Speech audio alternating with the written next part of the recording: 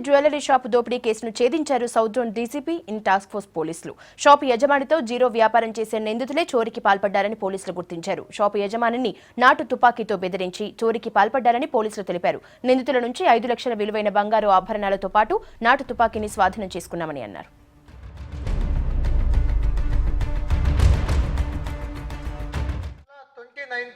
చార్మినార్ సమీపంలో మిట్టికా షేర్లో దినేష్ సోనీ అనే ఒక జ్యువెలరీ షాప్ ఓనర్ని కట్టేసి తుపాకీ అంటే రివాల్వర్ని చూపించి బెదిరించి రాబరీ చేసి సుమారు 4.5 లక్షలు విలువైన జెమ్స్ రత్నాలు తీసుకెళ్లారన్న ఈ రాబరీ కేసులో ఈ రాబరీని చేసిన 3 వ్యక్తులు గౌతమ్ లెంక, భాస్కర్ మిత్ర, విద్వేశ్వరరామ్ వీళ్ళందరూ ఒరిస్సాకి చెందిన కేంద్రపారా డిస్టిక్ సంబంధించిన వాళ్ళు.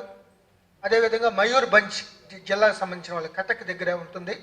కంట్రీ మేడ్ రివాల్వర్ ఒరిస్సా నుంచి తీసుకొచ్చి బెదిరించి అక్కడ ఉన్న సుమారు 4.5 లక్షల విలువైన వివిధ జెమ్స్ అన్నీ ఎక్కువ పెద్ద కాస్ట్లీ కావు, ఇవన్నీ కూడా కొన్ని లో లెవెల్ ప్లస్ ఒక డైమండ్ రింగ్ మాత్రం చాలా వాల్యుబుల్ దీంట్లో. సో ఇది ప్లస్ కొంత క్యాష్, ఏటీఎం కార్డులు కొన్ని ఒక యాక్టివ్ అని తీసుకుని వెళ్ళారు.